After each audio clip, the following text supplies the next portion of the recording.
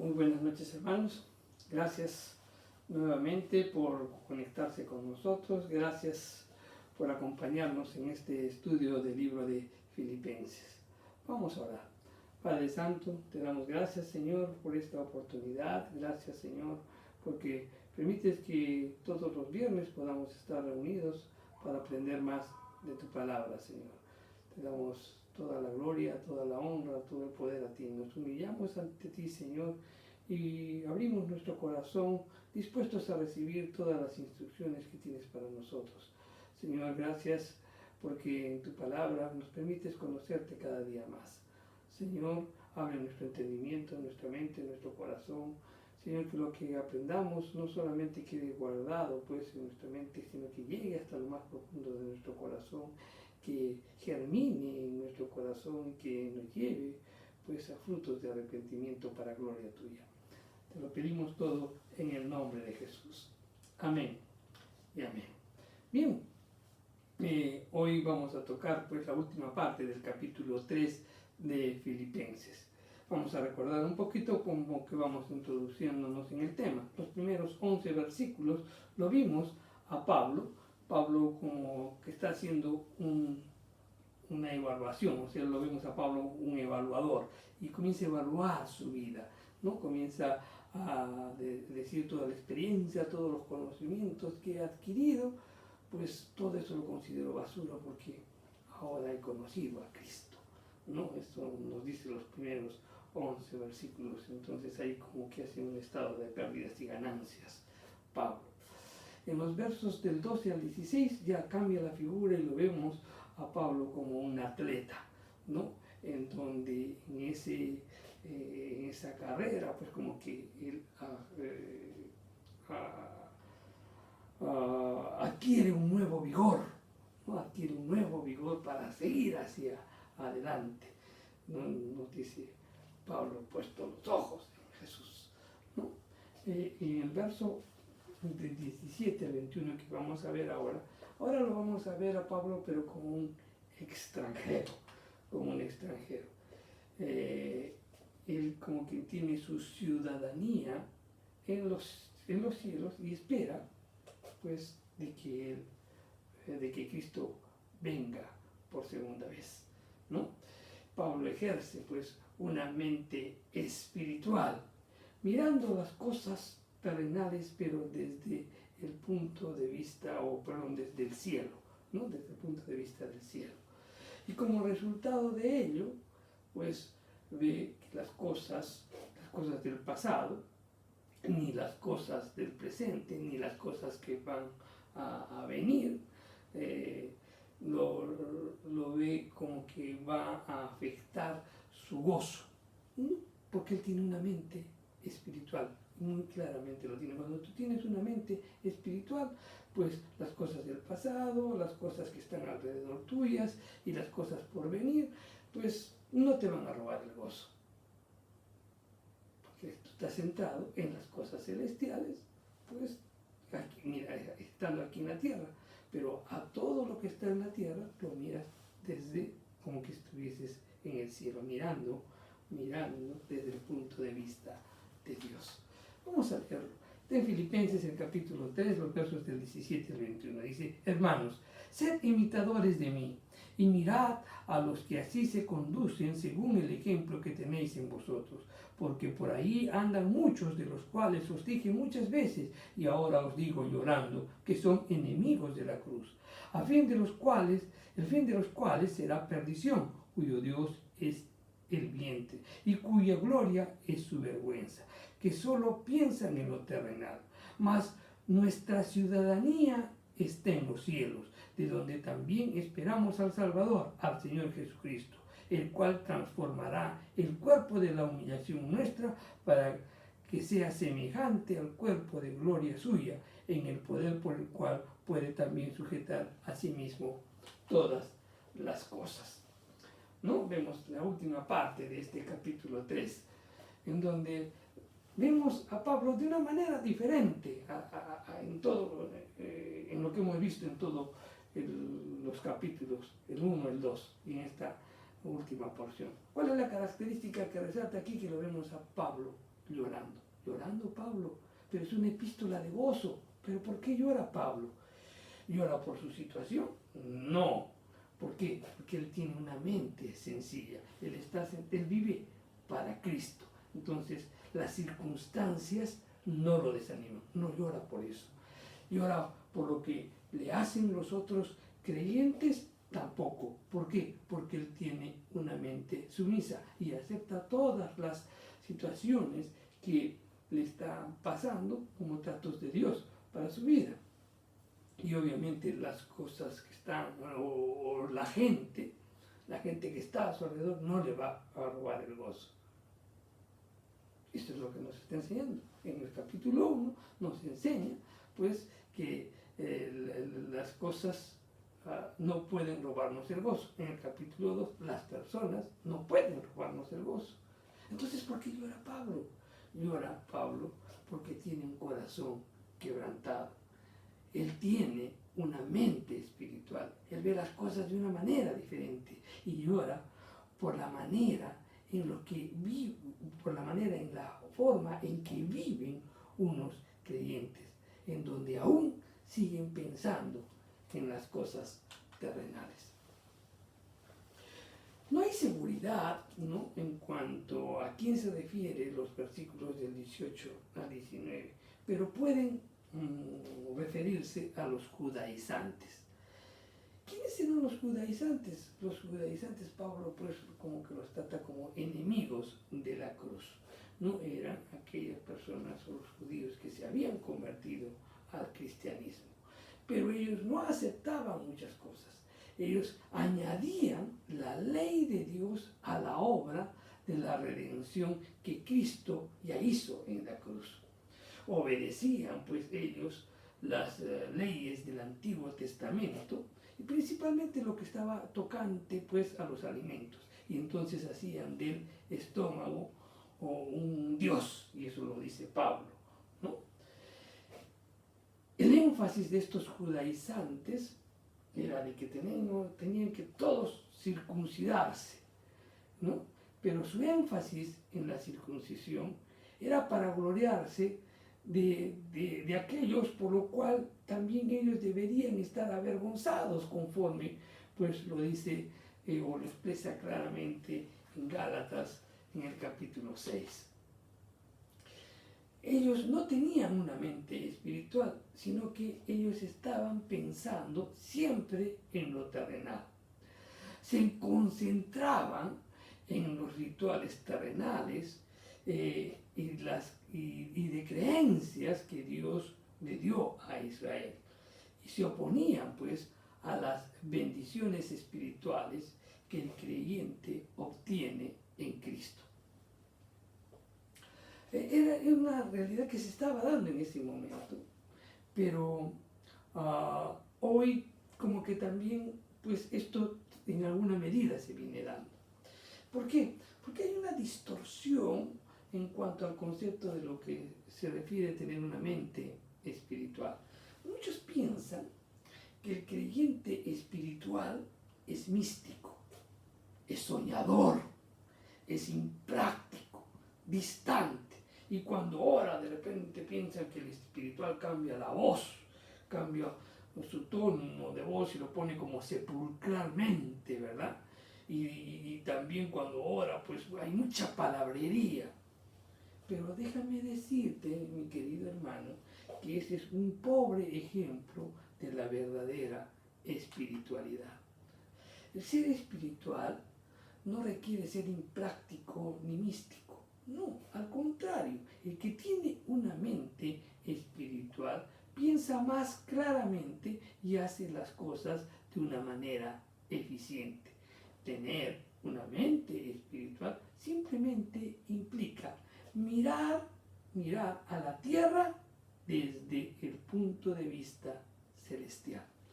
Por eso Pablo, en su epístola de Colosenses, en el capítulo 3, el verso 2, dice: poned la mira en las cosas de arriba y no en las de la tierra.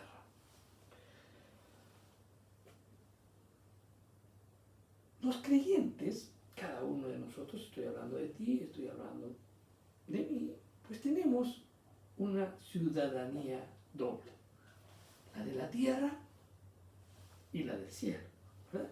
Y nuestra ciudadanía del cielo nos debe hacer mejores aquí en la tierra. El creyente con una mente espiritual no es atraído pues por las cosas de este mundo. Él hace o toma sus decisiones sobre la base de los valores eternos y no sigue pues la corriente de este mundo pasajero. Lecciones sobre esto tenemos muchísimas en la Biblia, pero creo que podríamos mencionar dos para ver el contraste. Vemos, por ejemplo, a Lot. Lot puso sus ojos en la llanura del río Jordán, estaba pegado, pues podía hacer negocios y estando en el mundo, estaba pues en Sodoma y pues se quedó ahí y al final perdió todo. Por otro lado, vemos el caso de Moisés. En el caso de Moisés rechazó los placeres y los tesoros de Egipto porque algo definitivamente pues hermoso él vio por el cual podía vivir o podía ejercer su vida aquí en la tierra, ¿no? Era algo que miraba más allá de lo terrenal.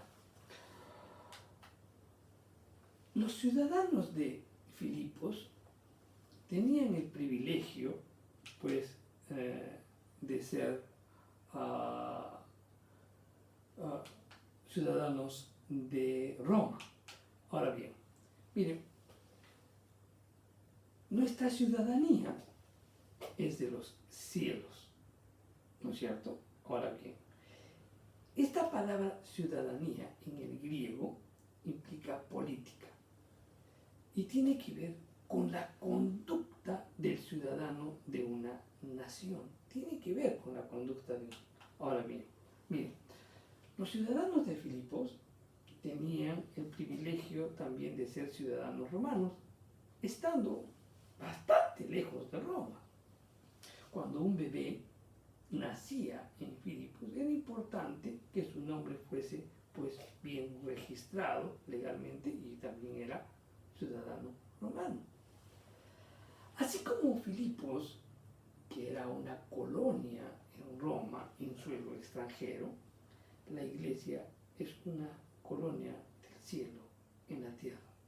Cuando un pecador pone su confianza en Cristo Jesús, pues viene a ser ciudadano del reino o ciudadano del cielo y su nombre está inscrito en el libro de la vida.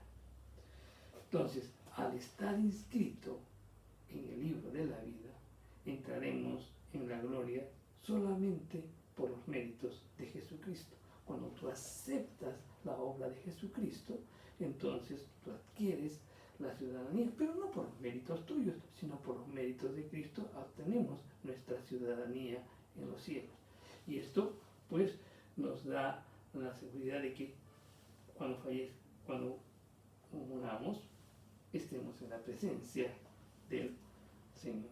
Miren, dijimos de que la característica, que esta palabra ciudadanía tiene que ver con política, o sea, tiene que ver con la conducta. Para que lo podamos entender un poquito mejor.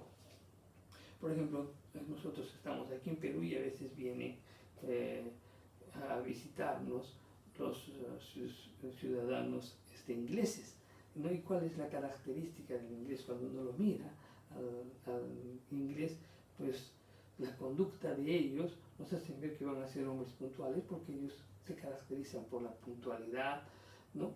Cuando vemos un ciudadano norteamericano, también vemos de que muchos de ellos pues son bastante ordenados y respetuosos en cuanto a la otra persona, ¿verdad? Entonces, y respetan las opiniones de las otras personas, y etcétera, etcétera. Y así podemos nombrar a muchos personas que nos visitan en nuestro país y tienen características y por su modo, por su conducta, pues determinamos pues de su país de origen. Entonces, Igualmente, pues, mientras nosotros estemos aquí en la tierra, somos ciudadanos del reino, somos ciudadanos del cielo, pues nuestra conducta, pues, debe ser la conducta de la ciudadanía del cielo. Y para esto, pues, vamos a ver algunas características que debemos mostrar. En primer lugar, los ciudadanos del cielo obedecen las leyes del cielo. Pablo amonestó a los creyentes de Filipo a que lo imitaran, ¿no? Que no imitaran a los ciudadanos incrédulos, sino que lo imitaran a él. Dice, sed imitadores de mí, dice en el verso 17. ¿Por qué? Porque Pablo era un seguidor de Cristo y su amonestación no era nada egoísta, sino que más bien quería que ellos también compartieran ese gozo que él tenía. En 1 Corintios 11:1 dice, sed imitadores de mí, como yo soy de Cristo. Pablo, pues, se consideraba a sí mismo como un peregrino, como un extranjero en este mundo, de acuerdo con lo mismo que expresaba el apóstol Pedro en su primera carta. En el capítulo 12, en el verso 11, dice, amados, yo os ruego como extranjeros y peregrinos que os abstengáis de los deseos carnales que batallan contra el alma. Entonces, su vida estaba gobernada por las leyes celestiales y eso es lo que lo hacía diferente. ¿Y cuáles son las características, pues, por lo cual lo hacían diferentes? En primer lugar, pues, él se ocupaba de otros y no de sí mismo. Estaba interesado más en dar que recibir y su motivación era el amor y no el odio, ¿no? Por la fe, Pablo obedeció la palabra de Dios, sabiendo que algún día sería recompensado. Lamentablemente, hoy, muchos creyentes se comportan, pues, como los judaizantes en los tiempos de Pablo, que profesan ser ciudadanos de los cielos, pero sin embargo sus vidas no lo demuestran. Estos creyentes pueden ser de repente celosos en sus actividades religiosas e incluso rígidos en cuanto a sus disciplinas, o sea, rígidos de repente en su oración, rígidos en sus ayunos de repente, pero no hay evidencia del control del Espíritu Santo en sus vidas. Todo lo que hacen, pues lo hacen por el poder, en el poder de la carne, ¿no? Y se llevan la gloria.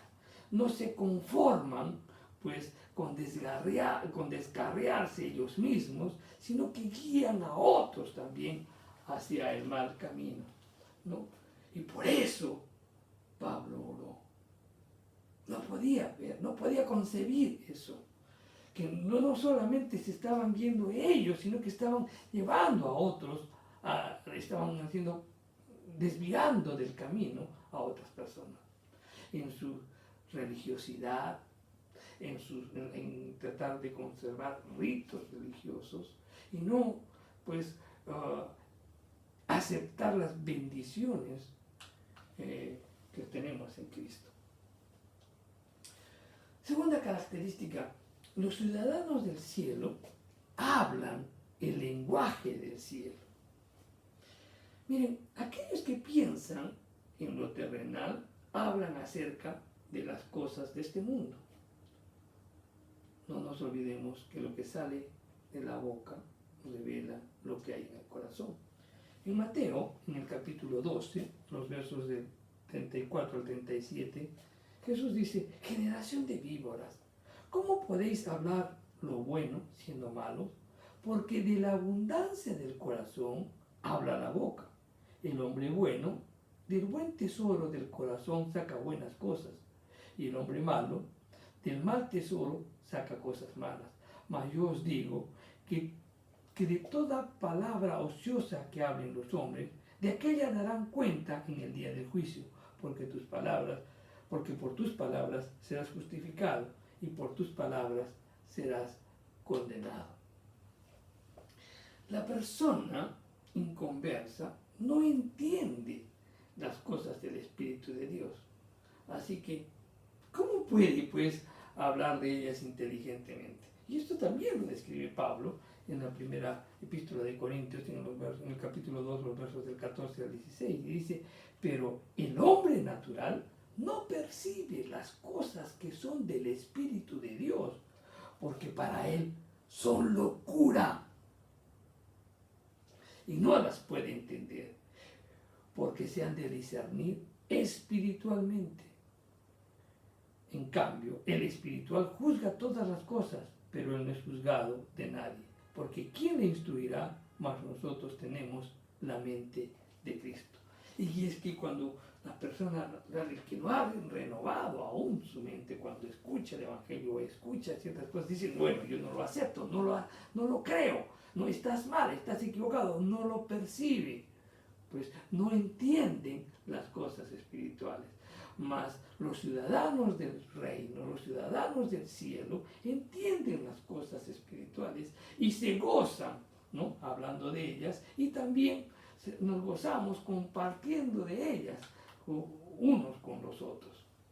Los inconversos pues son del mundo, y eso hablan las cosas del mundo.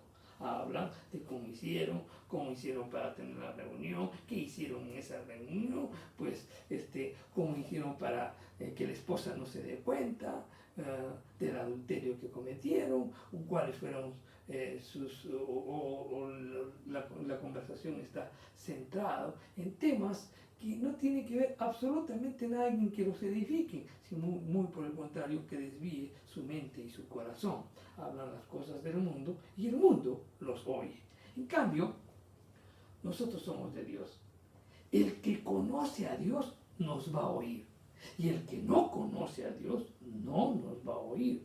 Y en eso conocemos pues el espíritu de verdad y el espíritu de error, nos dice Pablo.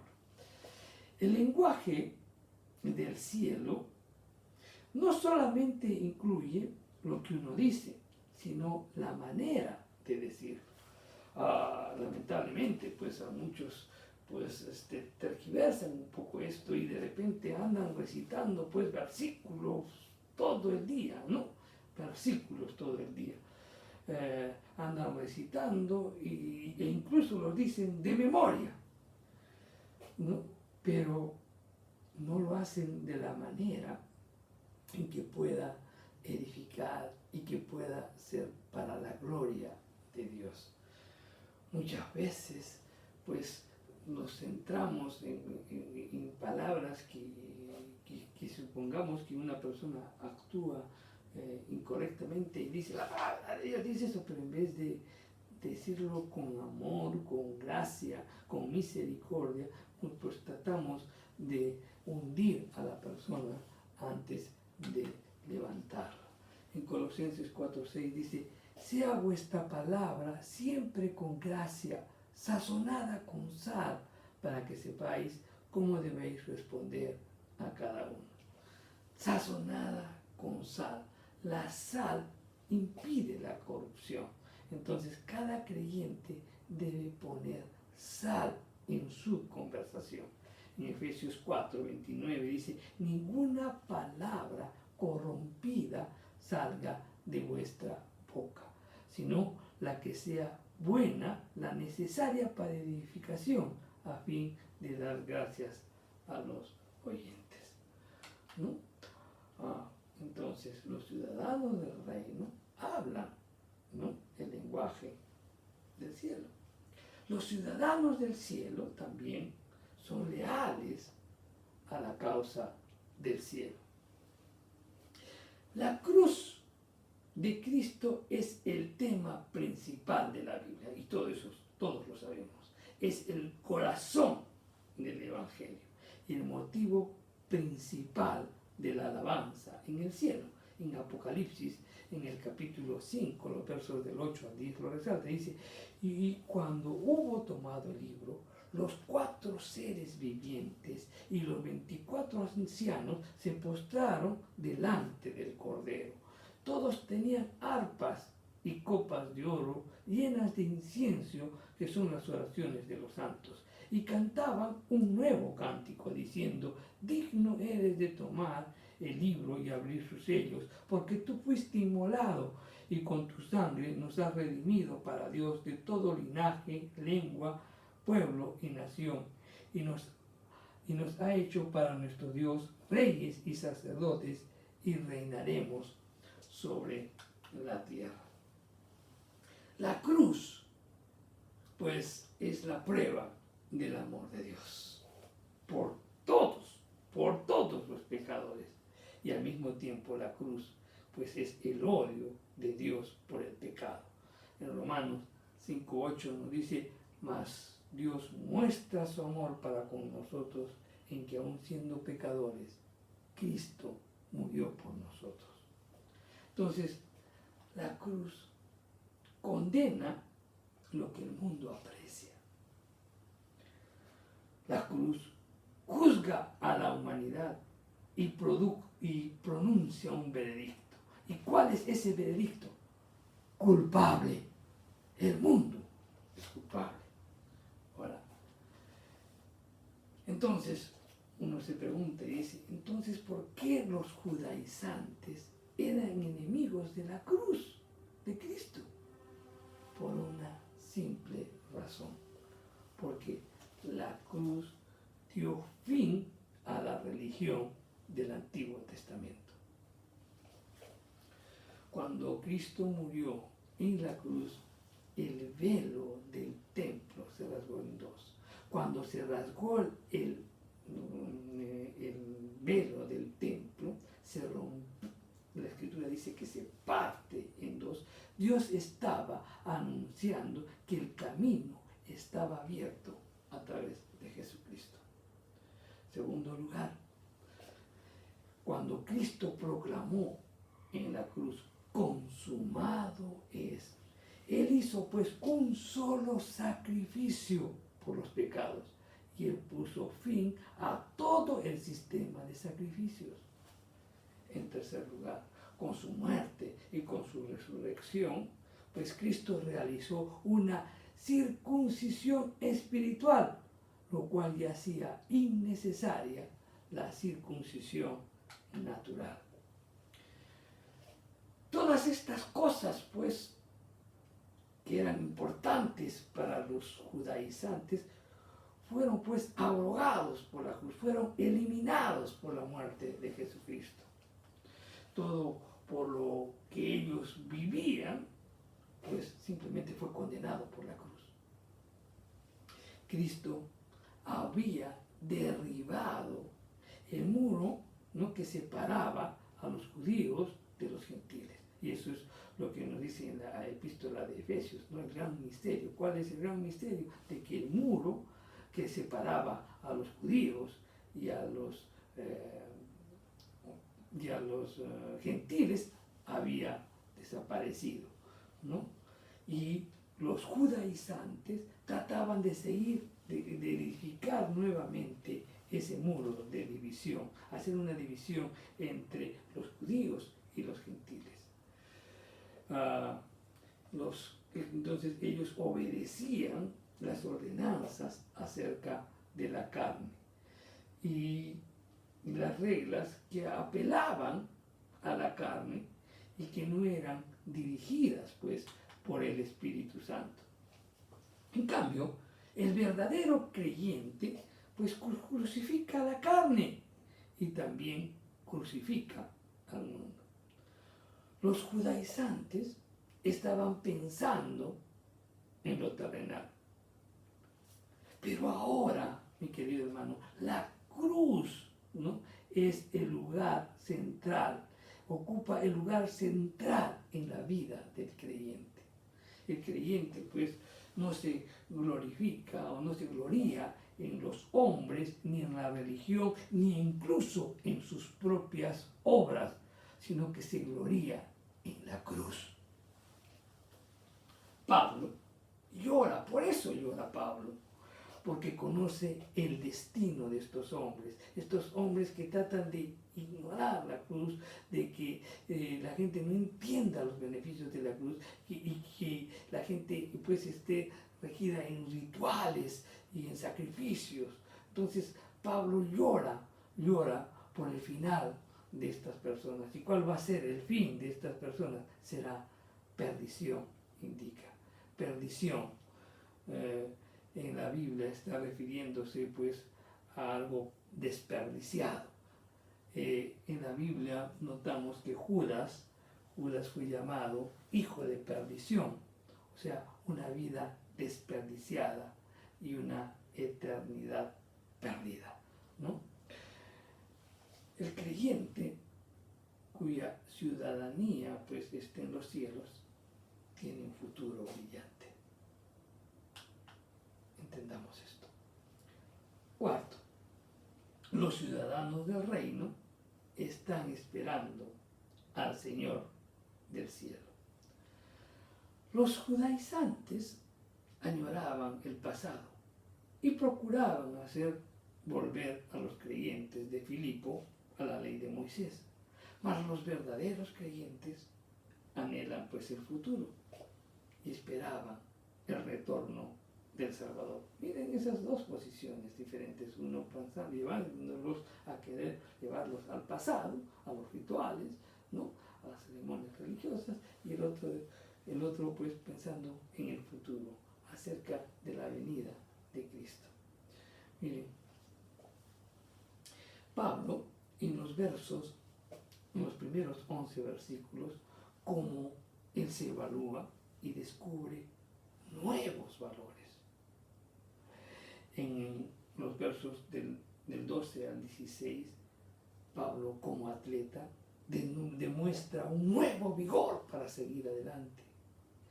Pero en los versos del 17 al 21, él se ve como extranjero y experimenta una nueva visión. Y esa es la visión la que quiere transmitir pues a todo creyente, y estamos incluidos tú y yo.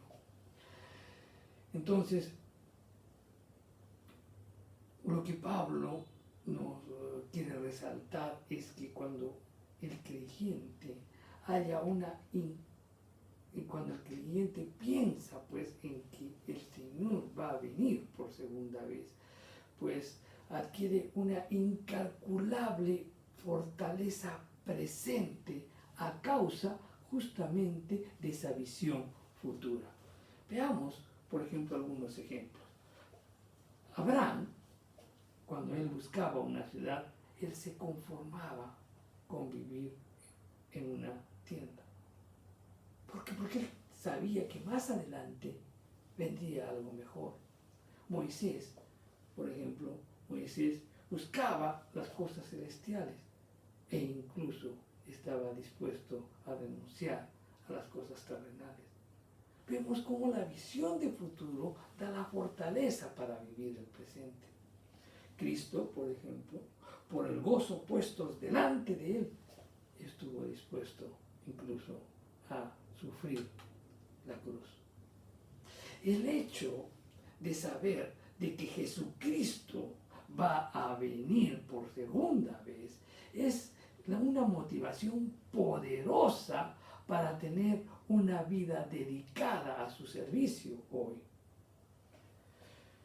El ciudadano de los cielos que vive en la tierra no tiene por qué desanimarse, porque él sabe que su Señor va a regresar algún día. Y eso nos debe motivar a cumplir nuestro trabajo para que cuando venga el Señor no nos encuentre en desobediencia, sino en servicio. El creyente que tiene una mente espiritual no vive pues para las cosas de este mundo, sino que espera las bendiciones del mundo venidero.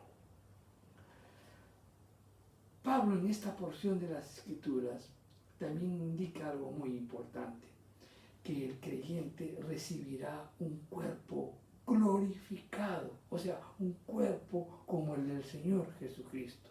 Y eso sucederá en un abrir y en un cerrar de ojos, conforme lo dice Pablo en su primera carta de los Corintios. En ese momento, cuando seremos transformados, todas las cosas de este mundo carecerán de valor para nosotros. Carecerán de valor. Si vivimos con la mirada en el futuro, estaremos pues ejercitando nuestra mente espiritual y viviremos para aquellas cosas que realmente son importantes. Cuando nosotros nos centramos en las cosas terrenales, pues siempre estamos tratando de atender lo urgente y no lo importante. Con una mente espiritual, teniendo pues claro de que Jesucristo va a venir por segunda vez, pues tú vas a entender y vas a valorar, vas a tener una concepción diferente y te vas a ocupar verdaderamente de las cosas importantes y no de las cosas urgentes. A la venida de nuestro Señor Jesucristo, Pablo dice que Él sujetará a sí mismo todas las cosas. Y esta palabra, sujetar, en el griego significa arreglar con rangos. Arreglar con rangos. Y este es nuestro problema hoy, pues. Nosotros no ponemos las cosas en el orden apropiado, no. Y al no tener pues el orden apropiado las cosas, nuestro vigor es desperdiciado porque hacemos muchas cosas inútiles. Nuestra visión también es nublada, ¿no? Por ocuparnos en otras cosas que son, pues, que no son importantes. ¿Y esto qué motiva? Que la venida de Cristo pues no sea una motivación real ni poderosa en nuestras vidas. ¿Te das cuenta? ¿Te das cuenta, mi querido hermano? Cuando no hay orden, cuando no ponemos orden en nuestra vida, orden en nuestras decisiones, orden en lo que debe primar en nuestras vidas, nuestro trabajo, nuestro vigor se ve desperdiciado y nuestra visión se ve nublada. Y como consecuencia de ello, pues la venida de Cristo no es una motivación poderosa para nuestras vidas. Vivir con la mirada hacia el futuro es dejar que Cristo arregle todas las cosas en la vida en el orden apropiado. Y esto quiere decir vivir con los valores eternos a la vista, confiando en la gran promesa que Dios nos dice en 1 de Juan 2:17. El que hace la voluntad de Dios prevalece para siempre. Bien, mi querido hermano, hemos hablado en esta noche de la ciudadanía que tenemos, de la doble ciudadanía, la terrenal y la celestial. Pues bien, sabemos, y es lo que hemos dicho, que la ciudadanía tiene que ver con política, o sea, tiene que ver con tu conducta. Y pues nuestra ciudadanía celestial tiene que influir pues en nuestra conducta mientras estamos aquí en la tierra, ¿no es cierto? Y eso implica pues en primer lugar, ¿qué cosa? En primer lugar implica de que nosotros obedecemos pues las leyes del cielo. Eso implica, tenemos que pues obedecer todas las instrucciones que Dios nos da. Eso en primer lugar. También como ciudadanos del cielo, pues debemos ser leales a la causa del cielo, ¿verdad? También como ciudadanos del cielo tenemos que esperar al Señor del cielo. Reflexionemos un poco sobre cómo estamos viviendo. Pablo nos ha hablado de cosas y de promesas muy importantes en esta porción de las Escrituras. Y realmente nuestra motivación debe ser, pues, la seguridad de que Cristo viene por segunda vez. Y si eso lo tuviéramos muy claro, y también el orden de nuestras prioridades, pues creo que seríamos mucho más eficientes en el servicio al Señor. Sino que muchas veces pues nos equivocamos con las cosas terrenales, van alcanzando un lugar de importancia en nuestro corazón que nos desvían de las cosas importantes y hacemos las cosas urgentes. Meditemos al respecto y cambiemos en nuestra manera de pensar. Vamos a orar. Gracias, Padre Santo, por tu palabra. Gracias, Señor, por la enseñanza de esta noche. Señor, tú has tocado nuestra mente, nuestro corazón. Señor, gracias por darnos la ciudadanía del cielo. Sabemos que cuando pues terminen nuestros días en la tierra, estaremos contigo, Señor. Señor, pero mientras estemos aquí en la tierra, Señor, danos la valentía, el coraje, para que realmente todos puedan ver en nosotros esa ciudadanía. Y eso lo verán a través de nuestra conducta. Y nuestra conducta se evidencia pues obedeciendo las leyes del cielo, que es tu palabra, Señor. Y también pues no solamente pues tenemos que obedecer las Escrituras, sino que también tenemos que utilizar el lenguaje del cielo, un lenguaje que edifique, un lenguaje que proclame tus verdades, un lenguaje que sea sazonado con sal, para que llegue a lo más profundo del corazón del hombre, y el único que lo puede hacer eres tú, Espíritu Santo, lo cual implica que el ciudadano del cielo tiene que tener una relación con el Señor del cielo. Señor, también pues los ciudadanos del cielo estamos esperando al Señor del cielo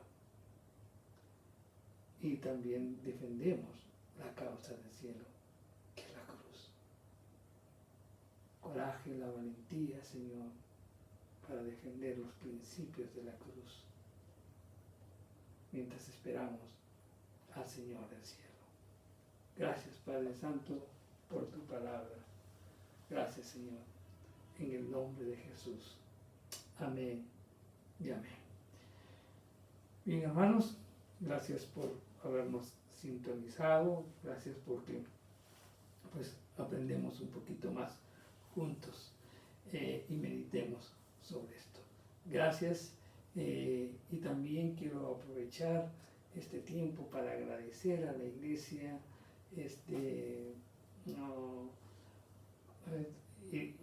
el llamado que hicimos para que puedan dar, para que puedan ayudarnos a alcanzar a aquellas personas que están pasando mucha necesidad como consecuencia de esta pandemia, con esta cuarentena. Y realmente pues la iglesia se ha comportado maravillosamente. Hemos obtenido muchísimas donaciones y eso nos ha permitido alcanzar a 3 lugares diferentes. Y el día domingo quiero invitarlos a que miren los videos. Gracias. Y realmente gracias, y damos gracias a Dios por esta iglesia. Gracias, amada iglesia, porque no solamente estás escuchando las Escrituras, sino que también las estás poniendo por obra. Gracias. Que Dios los bendiga a cada uno. Gracias por ayudarnos a ayudar a mucha gente. Que Dios los bendiga, hermanos.